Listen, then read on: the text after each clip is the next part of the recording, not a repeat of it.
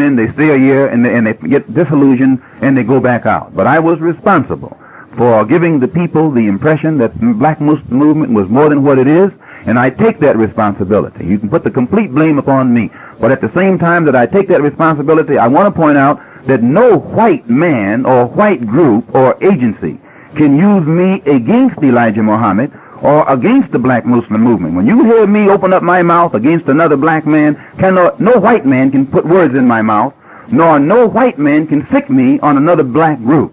When I have analyzed the man and the group with my own understanding and feel that it is detrimental to the interest of the black community, then I'm going to attack it with that same intensity.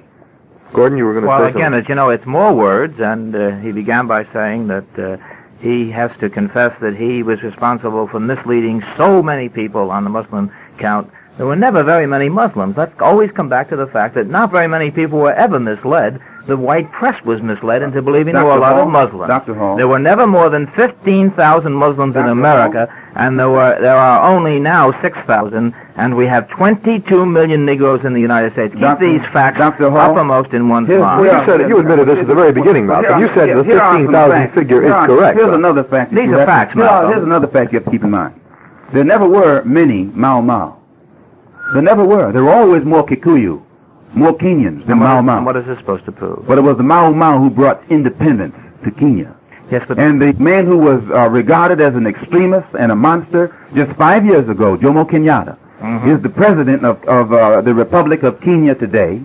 And it is this same man who 5 years ago... The situation in colonial Africa is not like it is in the United States. Well, this is colonial. Anytime you have a system in 1965 that will take children and let them be marched down the road by not criminal elements. In numbers, you have to draw one big analogy. In the United States, the Negro is still the minority in the United States. And when you're talking about minorities, within minorities, you start boiling it all down, you can't really draw that analogy of a colony. I say this, that the Mau Mau was also a minority, a microscopic minority, but it was the Mau Mau who not only brought independence to Kenya, within a vast Negro majority. But it but it's still, that wick, the powder keg is always larger than the wick. The smallest thing in the powder keg is the wick.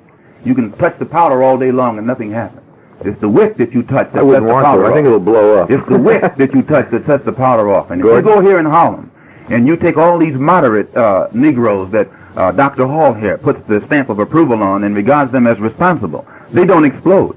It's the wick. It's that small element that you refer to as nationalists and other... You're doing all you can to encourage it, Malcolm. Not encourage it. With your inflammatory and democratic language. I don't encourage it, but I'm not going to sit here and pretend that it doesn't exist. Don't you incite, Malcolm? I don't think so. I don't. How are you going to incite people who are living in slums and ghetto? It's the city structure that incites. A city that continues to let people live in rat nest dens in Harlem and pay higher rent in Harlem than they pay downtown. This is what incites it.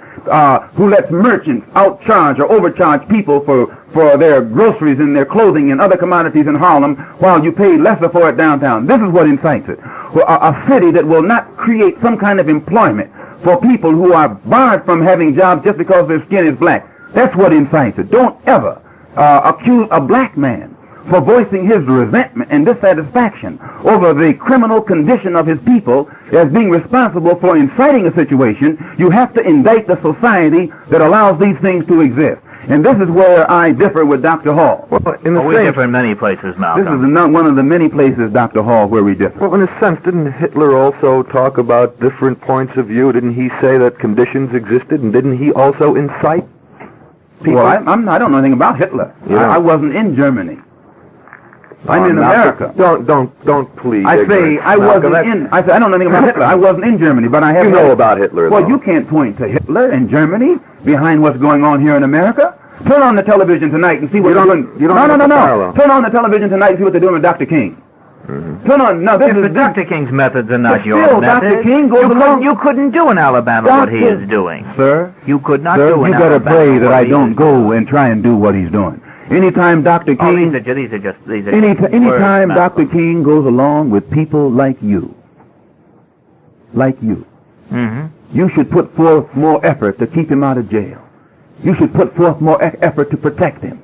Then you should put forth more effort to protect the people who go along with him and display this love and this patience.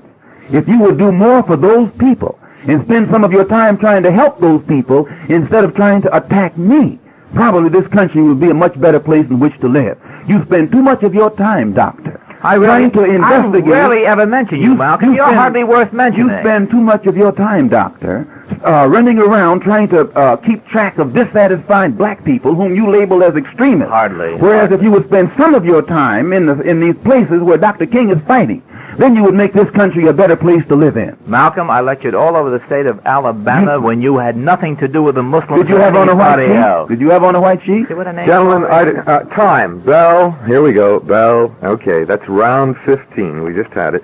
Dr. Hall, come up to the Audubon Sunday at 2 o'clock, and we'll continue it from there. I have Gentlemen, important things to do. We have to move on. Time has run out. I'd like to thank all of you for showing up tonight. Thank you very much, Gordon, Malcolm, and, of course, Aubrey Barnett.